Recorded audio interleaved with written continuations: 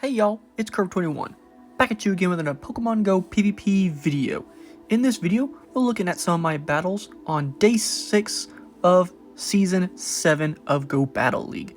Now, we are leading Shadow Swampert, and we're going to bait with the Hydro Cannon, but they catch it on their next Pokemon, which is Umbreon, which is fine. We can switch into our Galarian Stunfisk, and this is a pretty close matchup. We're going to go straight for the Earthquakes. They're going to go straight for their Dark moves. What we needed to do there was 3 Mud Shots in order to equalize their Snarls. Snarl is a 3-turn move, and Mud Shot is a 2-turn move. So we wanted it to equal out at 6 so that we don't lose out to them getting extra energy, and that Rock Slide cleans it up. They bring in a Shadow Ninetales, which is a very fancy pick. I did not expect that. They swap kill us with their Azu Bubbles. Very well played to our opponent. We are now going to be going for that Sludge Wave in order to get the knockout. Any charge move would be devastating to this glassy Shadow Swampert. We're going to go straight for the Sludge Wave, try to get the knockout on this Azu, and if we can do that, Bastiodon will clean up this Ninetales. Now, the reason we're playing this team is because today was Talonflame Community Day, Saturday the 6th of March. I was expecting a ton of people to be playing Talonflame in the Great League to test out their brand new Pokemon. So I brought a team that triple counters the Talonflame. Rock type Bastiodon, ground type Stunfisk with a rock type charge move, and a water type in Swampert that is just a huge menace on the lead format. Just like this. Stunfisk Galarian form, Swampert can destroy that. Now, a lot of people safe swap in their Swampert against me, and I can't really swap out because both my Pokemon in the back are weak to water. I've just got to be 1 Mud Shot up and try to win this with Hydro Cannon. I tried to bait with the Earthquake early on. They didn't fall for it. But they will tank the second one, and I will 2-shield my Swampert because this team is an ABB team. I need to keep the health on my Swampert. I cannot finish the game most of the time with both my Steel types.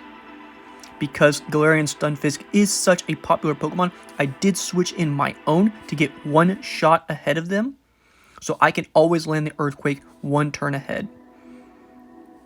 Just a little strategy that I figured out with the mirror match. You want to be landing that Earthquake first. I'm going to bring in my Swampert. I tried to switch out before throwing this, but they were going to get to a Weather Ball, and I could not take that on my Swampert. I needed it for the other Pokemon.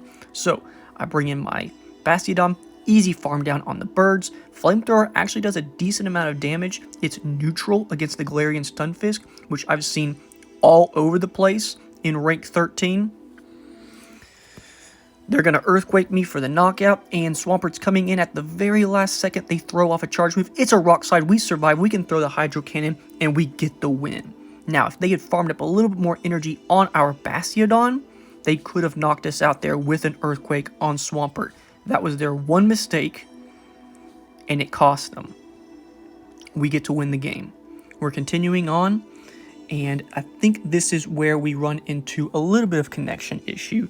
So, I'm just going to talk about the team. Why am I running this team? I've seen a lot of people playing Shadow Swampert leads with Galarian Stunfisk on the swap and Skarmory at the end. The Skarmory does a lot better against the grass types that you will see in Go Battle League, like Meganium, Venusaur, Roserade, Cherim. But this team is extremely weak to grass. If I see any grass Pokemon, I immediately swap out to my Galarian Stunfisk, use Rock Slide to just slowly chip them down, and if they swap out, hopefully my Bastiodon gets lined up with them and can Flamethrower. If not, I Sludge Wave them. All I have to do is strategically burn the shields early on against any grass type team, so I can Sludge Wave or Flamethrower them. Shadow Victory Bell is another big problem for this team. So here I just made a little note of they mismanaged their energy. I take notes sometimes between matches to remind myself that I won this game because of this reason. They might have misplayed. I might have swapped on their charge move, remembering what switched that game momentum. I also keep a track on Excel of every one of my opponent's Pokemon so that I can see what the metagame is. just like this. They have a Venusaur, they bring in an Alolan Marowak to counter swap our Galarian Stunfisk. Not the strongest counter, because our rock and ground moves are super effective. Yes, their ground moves are strong against us as well, but that Bone Club is a very cheap move that doesn't deal much damage. We will be shielding it just to win that switch advantage because we need it to line up that Venusaur against our Bastiodon, not our Swampert. And they bring in an Umbreon, which would have been a much better counter swap in my opinion, because this Dark is completely neutral and we're able to throw off this Rock Slide, get a couple more Mud Shots in. We could have possibly gotten up to the Earthquake. They probably would have thrown a Foul Play and just burned a little bit of energy, and then we would have lost it on that damage. But we line up the opponent the way we wanted it. Bastiodon versus Venusaur. These rock throws, or smackdowns, I'm sorry, are still doing a ton of damage neutrally to the Venusaur. Their Frenzy Plants are coming out very quickly, dealing a lot of damage. We did not neutralize their fast move there. You could see the Vine Whip went through. That's something I need to be working on more, is timing your charge moves to try to neutralize your opponent from throwing. And we're going to take a big risk here. We're bringing in Swampert, Double Weak, and Shadow to Grass. Taking Vine Whips, I thought, if they're not going to be able to get to a Frenzy Plant, we're going to be able to shield this Umbreon and be able to Hydro Cannon both Pokemon at the very last second to get the win. Holy cow. That's the power of Shadow Swampert. It's just incredibly hard-hitting charge moves. When you get that Hydro Cannon to land, even on a Pokemon that resists you like Swampert, or, I'm sorry, even like Venusaur, which resists it, it can deal a ton of damage with that Community Day move.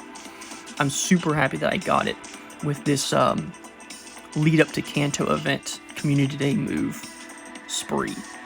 So, we're going into this last game. Got a good lead. They bring in Azu. We cannot counter swap because we have two rock ground types in the back. We're going to go for the bait here because they've got a lot of energy. They're not going to let it go, but they do. Holy cow. So, our opponent heads up play. They use a Play Rough. Not on Ice Beam, I would assume. So, that means we might be able to outpace them. I start going for the Sludge Wave. They don't shield it. Interesting. They have a Medicham. Now, do they have the Power Up Punch version that just runs this team over? Or do they have Ice Punch and Psychic? They have Ice Punch. I'll let it go. At this point, we have two Steel types. We're going to have to take a huge risk here. I did not want to shield that and risk getting Power Up Punched and just wasting all of our energy and a shield. He Dynamic Punches me. So that way, we now know his moveset. D-Punch, I-Punch. We're going to go for a bait here because we have to land an Earthquake in order to knock this Medicham out. And we get it. We get the Earthquake. Holy cow. This is our only out. This is our only win condition. And our G-Fisk is heavily attack weighted because it's ranked up for Ultra League. Best buddied. Whenever I get the extra large candy, it's going up there. And those Mud Shots are just enough damage to clean up the Bastiodon to pick up the 4-0. Holy cow. That was a tough one because that Medicham could have done damage to us. But because they were on Dynamic Punch, we had a chance. And we got the Shield Bait. Now he's actually on Bullet Seed Shift Tree, which is even stronger against this team than Snarl because, you know, super duper effective against Swampert. We had to get out of there. We're just going to chuck that Flamethrower at him. These Smackdowns are still chunking that health down, but we're not going to give any shields to Bastiodon. I don't see the reason to do that, and we simultaneous KO. They lose a ton of energy and a shield and switch advantage.